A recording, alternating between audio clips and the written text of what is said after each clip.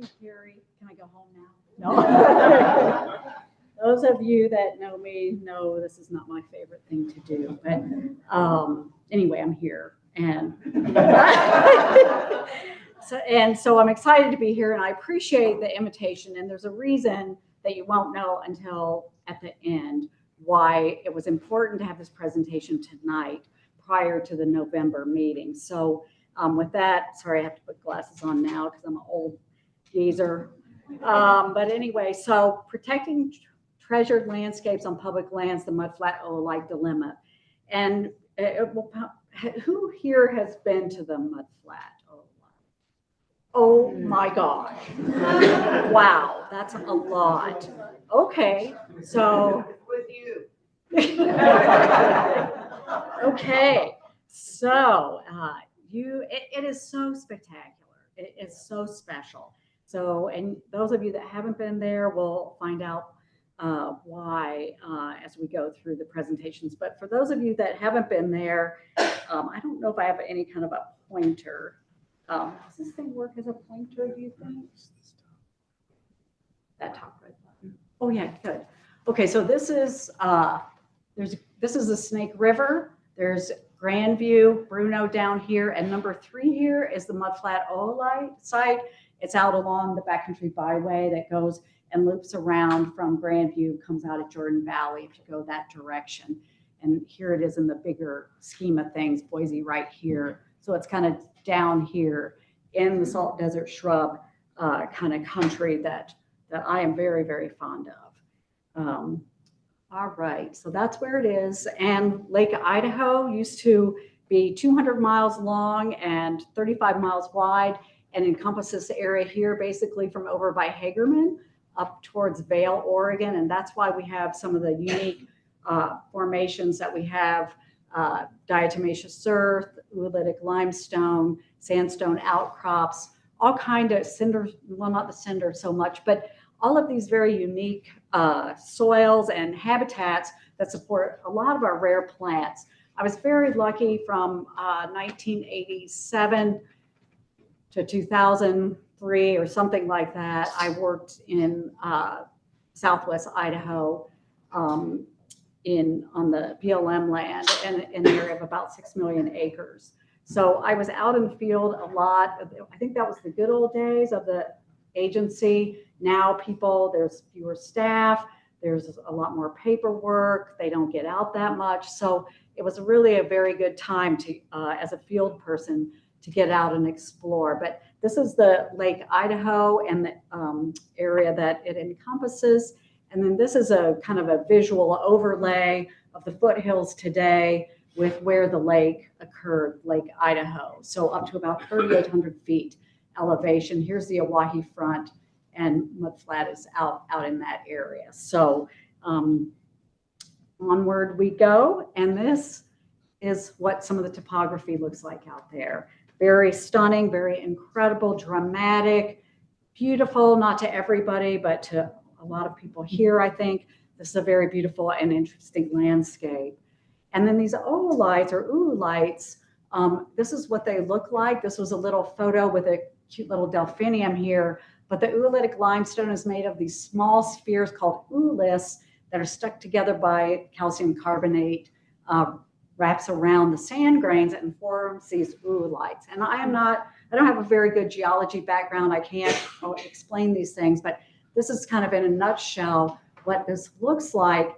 And the oolite is not throughout this entire 1,450 acre area of Mud Flat Oolite, but it is patchy and periodic, intermixed with deep sand and these chalky benches that are also support their own flora. And it's just really a fascinating area. And what diameter are those? What diameter? Those are, let's see, those are, yeah, they're very small, like a BB. They're smaller than like a BB gun BB, I would say. So they're pretty small. They're really cool. These are some of the native and rare plants that we have at the top of the list. These are the ones featured on the sign, which I'll show you later, that are considered rare by the BLM. We're going to go through these individually for those of you that are not familiar with them. I know some people here are very involved with the Rare Plant Conference and rare plant work, and there's a meeting tomorrow. And so some of these are old friends of you guys, but anyway, you're going to get to see them again. And then at the bottom, this list is some of the plants that I want to show you that have been dropped from the rare plant list over the last 30 years. Pretty much, let's see, all of these were on the list at one time, but are no longer considered sensitive or rare by the Idaho Native Plant Society, mostly because they're not thought to be as vulnerable as they once were. They're found to be more wide-ranging. Whatever the reason, it's complex. But these are some of the very cool plants we're going to see. So back in the day, I started working at the BLM, the Boise District Office, in 1987.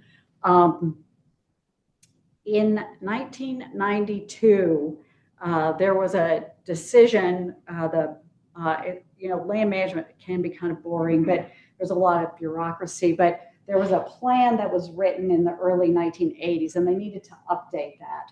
And so they do that with a plan amendment. This amendment was about 250 pages or whatever it was. And our part for just designating the Mud Flat, Triplet Butte, and Cottonwood Creek as research natural area ACECs, or areas of critical environmental concern, was just a small segment of that overall big plan amendment, if that makes sense. So that's when the area was designated, 1992. And these were the multiple use recommendations for the area: manage the land in a manner which will provide or enhance rare and endangered plants where they exist throughout the planting unit, and also protect those fossil resources, the paleontological resources that are there, which was another reason that the area was designated. So here are the criteria for ACECs: relevance, importance, and special management attention needed. So it's very kind of interesting to sit on an interdisciplinary team and talk about relevance and importance. It's so subjective. But this is kind of the criteria for designation or not designation of an ACEC. So for us, for our mud flat that we're talking about tonight, it's the rare plants, it's the fossils. In addition, there's a lot of wildlife values there as well. But they also, special management attention is needed to manage those resources so that they are maintained into perpetuity. So that's kind of in a nutshell what you have to go through. It takes quite a bit of time. The plan amendment probably took about 2 or 3 years. Our part was small, but then it was signed. And so now we have the Mud Flat Oolite ACEC designated in 1992. And you probably recognize Stanleya pinnata there, beautiful plant, very common out in that area. So we're going to look at some of the cool plants now that I mentioned, the rare ones first, and then some that are no longer considered rare. Mulford's milkvetch. This is a photo of Chuck Wellner. I know Michael and Bob Mosley are here, and I don't know if they were along on that field trip when Chuck Wellner. This was at Rebecca Sandhill, actually, so another area up by Weiser where we have Mulford's milkvetch. But look at that. Is that incredible on the deep sandy soil? So Mulford's milkvetch is globally rare. It's known from 5 counties in the entire world. And this is where they are here in the yellow.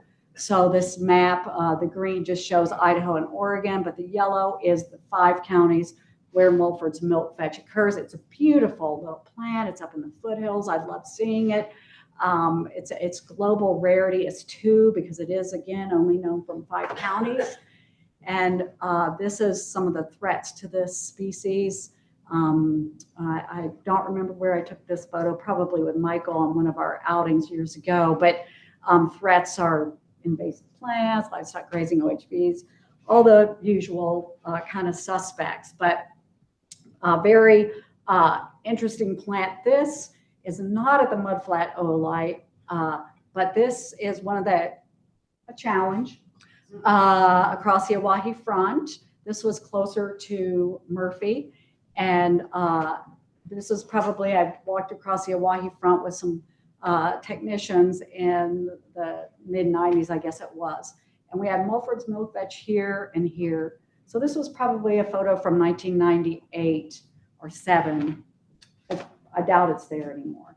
I don't know, but Clara Buchholz or Buchholz worked on Astraeus mulfortii. I think she presented to the Native Plant Society at least once, but she's probably updated some of these maps for this area, but I suspect it's no longer at that site. That's what it looks like. It has these kind of cool, distinctive, almost 3-sided pods, but that's what the specimen looks like. Who has seen this? Yeah, very fun little white margin wax plant. Kind of smells like peanut butter. Really tiny. You can see very little. There's the cute little flowers in the Asteraceae. Its entire range is listed here, these 5 states, and it's still considered sensitive, global rarity, not as rare as Mulford's, but a type 4 on the BLM sensitive list. So again, on this map, the yellow is where it's considered rare. The other green, the lighter green area is its distribution. So it's considered rare in Southwest Idaho, Southeast Oregon, white margin wax plant. And that's what the seeds look like. So just a very neat little plant that you're just always excited to see because it's just so unique. Another little plant that I have seen very rarely at Mud Flat is Etonella, white Etonella nivea. I forgot to put the scientific name on this slide, but it is state rare, BLM type 4. And again, very tiny little plant. We're near the northern edge of its range. It's considered rare here in Idaho. You can see it goes a little bit further north than the white margin wax plant and a lot more widespread down here in Nevada and eastern California. But quite a tiny little plant, often just like an inch across. There it is in the fingers. So just to give you an idea. So if you are not there at the right time, or if you don't have any rain, this little cutie pie might not even grow at all. Now, Pursh's milkvetch is a very widespread. This is just the generic photo for Pursh's milkvetch, 5 varieties known in Idaho. This is the global range all throughout here for the species overall. But in Mud Flat, we just have this little variety, Ophiogenes, Snake River milkvetch. So it's still considered its state rarity 3, BLM sensitive type 4. And here it is. I think I took this over in the garbage field office years ago. You can kind of tell these old weathered slides that are turning red. But the fruits on this have, they're more sparsely pubescent and they're much smaller than other varieties of Purshii. These gray spots on that map kind of show where it has a known collection site.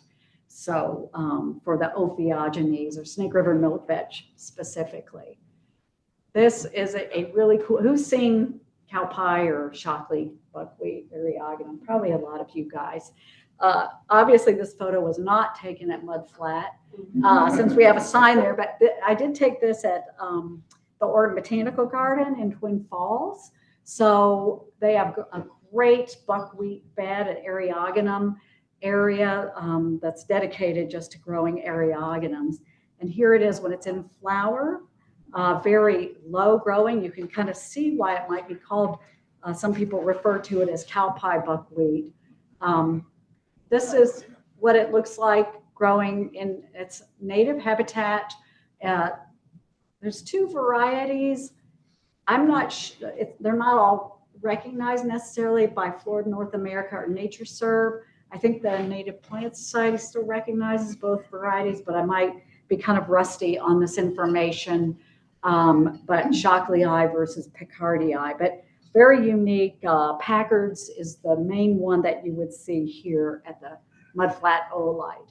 And this is just kind of to mention that this type of habitat that years ago, we always say, oh, sparsely vegetated, no problem. The plants are okay. They're not going to be invaded by weeds. That is so wrong because, you know, we're all seeing that. I can hear Len laughing over here. And, you know, not really laughing, but just acknowledging the fact that We always thought years ago that these areas would be safe from invasion, but now they are and can be invaded by cheatgrass, rare skeleton weed, erodium, ventonata grass, and on and on. Medusa head, so much so that the plants that we always thought were kind of safe on these sparsely vegetated areas, whether it was deep sandy soil for Aussie's onion or chalky oolite or chalky ash, can now be, we're seeing them become very invaded. And the result is I brought one along with me. About 25 years ago, I was out at one of the chalky sites where we had Eriogonum, Shockley-eye, and Penstemon geneshii.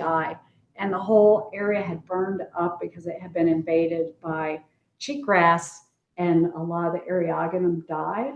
And this is kind of what that looks like. I don't know if you can see that, but I've saved this for about 25 years. Someday I'm going to try to figure out if I can age this little thing. But I know that these plants, just like arrowleaf balsam root and lots of other of our plants, can live to be so old. So I just thought that I just wanted to mention that because we're seeing it. Sometime prior to April 1999, numerous off-highway vehicles traveled cross-country in the Mud Flat Oolite ACEC. The off-road vehicle use caused adverse impacts to vegetation, including rare plant communities. So when I worked at BLM, I covered 6 million acres, so I could not go to the Mud Flat Oolite like on a weekly basis or anything. And at that time, I was just the only botanical staff person there. So this had happened. We had designated the area in 92. Vehicles got in there, drove around a lot. It caused some alarm. At the same time, we were also, let's see, this is the same time, we were working on a very large allotment management plan for Castle Creek, which is about a 600,000 acre allotment down in this huge area in the Owyhee. And through that process of working on that documentation and making modifications to livestock grazing, as well as OHV activity, we were able to go ahead and wrap in the fencing ability to fence the Mud Flat Oolite, so to exclude livestock and exclude OHVs. And it was just like, that does not happen very often. We were able to exclude 1,450 acres with the fence. So that was an emergency closure, 1999, and the fence was built in 2000. At that time, and for many years, BLM would have range technicians. They would go out, they would be able to maintain fences, check fences, and that sort of thing. And the agencies, both Forest Service and BLM, are very short-staffed the last 10, 15 years in particular. And so that doesn't always happen anymore. We found, this was in 2021 when I went out with Clara and Craig Carpenter, that the fence was compromised in a number of locations. So it's fenced, and that's great, but it doesn't always hold up. Going back to more happy thoughts, Murphy or Bruno milkvetch, Astragalus camptopus, is a really cool milkvetch. And I made the slide pink because that's about the color of the flower, and which is right down here. You can see it's forms colonies. It's rhizomatous. It grows in salt desert shrub, and it only occurs in the Owyhee front in the whole world. And that's what it looks like. You can walk out there and you can say, oh my gosh, it's everywhere, but it really isn't. And it does only occur, and it has these cute circular pods that are very distinctive and very hairy leaves. But that is, I guess that is the range map for it. That's the only place in the whole world right there. Okay. This is a really cool. How many seeds per pod on some of these? How many seeds per pod of camptopus? Let's see, probably, maybe 10 at least, I would say. They're the size of a dime maybe, or a nickel. Yeah, a nickel. I think a nickel for that fruit. White woolly buckwheat, Areoidium calcareum. This used to have some other names. This used to be considered one of the rare plants by the INPS and BLM. I believe it's no longer considered uncommon on the list or by BLM. Beth Corbin would know better, but she's way more up to speed on this than I am. But these are two plants that are both in the Mud Flat Oolite that were dropped from sensitive plant list back in the 90s even. This is a really cool one, Mentzelia torii acerosa. This is the range map for it. It looks like they consider it to be rare in California, but in Idaho, it's light or chartreuse, so it's not yellow. So that means it's no longer a rare species here on track by Idaho Native Plant Society. Very cool plant, grows on cinder or the oolites or deep sandy soil. And then this Astragalus contrifida variety Jessie, I used to see that out there, but now it's really random where it occurs. I can't really predict it. And I often see it more on diatomaceous earth out there in the Owyhee front. But this next photo, this is how you'll often see that Mentzelia torii, the material from the previous year and then the green from this year. Doesn't look like anything else, so it's kind of a cool one. And I had to throw in just a couple more, never really considered rare by the Native Plant Society, but this neat little Astragalus gyri. I don't know if you guys have seen this. It only grows on sandy soils, and it's an annual or only annual Astragalus.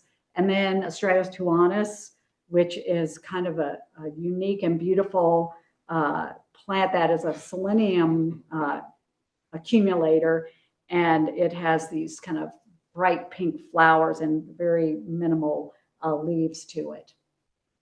So the additional values and resources at the Mud Flat Oolite should not be overlooked or discounted. I've seen prairie falcons nesting there. I've seen golden eagles there, lots of different types of lizards, kangaroo rats, because you don't get to see kangaroo rats very often. And then, of course, the abundance of fossils.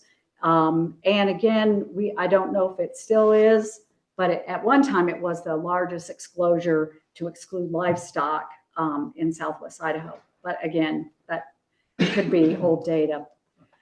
So what happened in 2020? COVID and no rain out here. So I went out to the Mud Flat Oolite to check on it in May of 2021. And Clara, who spoke to the neighboring, maybe a couple miles away, the farmer, he said, yes, he had recorded less than a half an inch since October 1st, the year before, of 2020. So I went out there, kind of not knowing this, with Craig Carpenter, natural resource specialist for the Bruno field office, and we were pretty flabbergasted. So here it is in May. You're thinking, oh my gosh, it's going to be beautiful. And there was like no green up. This is kind of the area where the Areoidium calcareum, which used to be Ocrocephalum variety calcareum, grows. That's the kind of chalky areas it occurs, very sparse. But look at this arrowleaf balsam root. It was not even growing. We found maybe a leaf or two in like a 10-hour day of walking. Very much like this. And this was kind of concurrent with a lot of outdoor people discovering going outside because they couldn't get together inside, so they started going outside. This was what I know that Penstemon acuminatus, sharp-leaf penstemon or sand penstemon is kind of a short-lived perennial, but we didn't even see any green leaves on any of the plants that year. That's kind of what it looked like on May 7th, and that's the time it usually flowers. The Indian rice grass, there was a smidgen of green, but this was an area where I can't remember now if it was a cow or a OHV vehicle had gotten in. And then we went back in June, Craig and I, June 21st, and that's what the arrowleaf balsam root looked like on June 21st. And you would think, oh yeah, it's going to be producing seed and it's still going to be green. And all around it is Eriogonum ovalifolium there in that photo. Just to kind of show you, like, whoever thought it could be that dry, and what are the impacts of that long term. This is where a cow had gotten in. This was a horsebrush.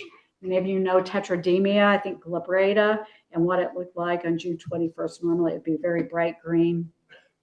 And this was some Eriogonum shockley that had been traversed. However, in spite of all that sadness and despair, we still found dwarf purple monkey flower, which is a 1 to 2 inch tall little flower. If you haven't seen it, just very spectacular to see that on that particular day when we needed that happy thing.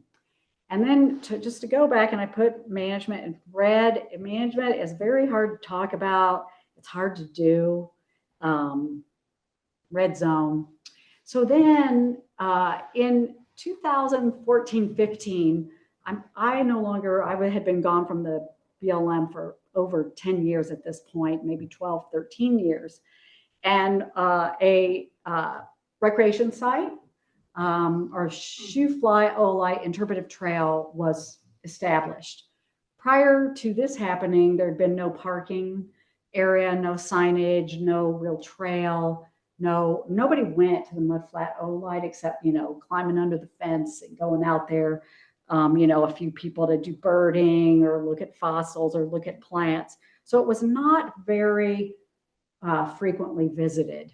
But this, as we know, changed things. There's kind of a general stylized map and the signs. I think Judy Zuckert said that she designed these. She's here. She's a recreation planner for the Bureau for a long time and worked out in this region. So the area was designated as an interpretive area. And kind of because there's really limited ability to manage this area on the ground, like no botanist is stationed out there to keep an eye on it. People go, they love it, it's beautiful. You all have been there, and numerous trails have developed. From the trailhead, they are not a single file, one track trail. They have multiplied, they have gone through the biological soil crust. They've gone when it's wet, which they do in foothills, and leave muddy footprints and that sort of thing as well.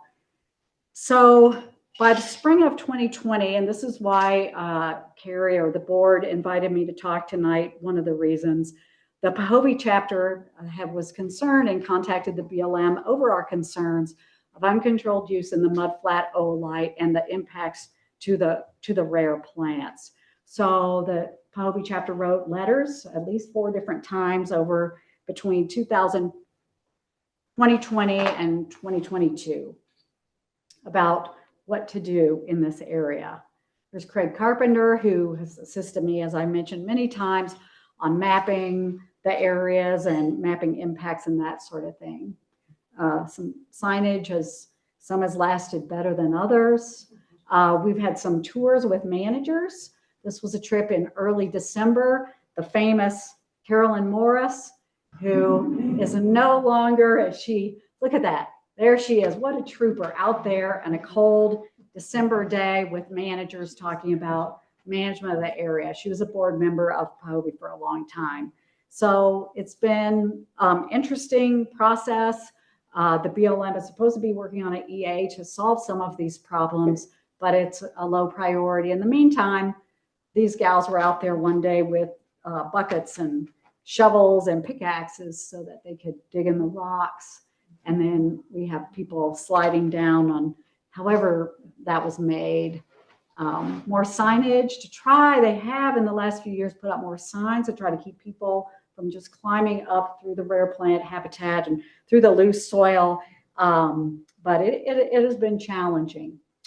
These were on this website, alltrails.com, I found regarding the Shoe Fly Oolite Interpretive Trail. Just want to give you an idea. I'm almost done. I'll be wrapping up in just a minute. with all the bummer stuff, and then I've got some positive. And but just, you know, so these are from the public comments. Free for all, extremely steep and slippery to get up and down the hill, 10 cars, 15 cars at the trailhead. There's been, they put in counters out here, and some days there will be 200 people there on a weekend. We tried to stay on the trail, but eventually headed up the sandy hill to get to the top because they couldn't stay on the trail because the trail was no longer really existing. And then too many new trails not on the map intersecting, and really confusing, and it is. There's just trails everywhere. But the good news is, and that's why, again, Hobie wanted a presentation now, and this is so very cool, and I have a handout with some recommended verbiage. Out of the blue, in the Federal Register, the Secretary of the Interior is proposing to withdraw almost 2,000 acres, the 1,450 acre exclosure, plus some buffer areas from mining. So because this oolite is mined about 5 miles away, it's a supplement for cattle feed. So there is an existing mine already out in this area for oolites for cattle feed. It's a calcium supplement. But this will withdraw the area if this is approved, which is a huge thing. I never really was able to work on a mineral withdrawal back in the day when I worked at BLM. It was talked about, but it never happened. So if they hear from a lot of people, hopefully this will happen, and it will help protect the rare plants and the fossils and the wildlife and the nesting raptors. And comments are due by November 4th. I've got the information here with the address and the email if anybody wants to send in some comments. And that's a very cool thing, in my opinion, to have happen. So I'm excited about it. So, and with that, I want to acknowledge and thank the Hobie board for inviting me, for always me pestering them and always being willing to send and write letters. And Carolyn Morris, who no longer is on the board, but as a retired attorney, she's very good at wordsmithing things and always stepped up to the plate. Craig Carpenter, who was a natural resource specialist and still is at the Bruno field office, and was very helpful in getting out with me and mapping, and was always willing to assist. And then Idaho Conservation League, John Robeson specifically have been involved the last couple of years, and ICL has also written some letters to the BLM and we're on that field trip that I showed you to try to come up with some solutions for to better manage the area. And with that, if there's time, maybe anybody has any questions.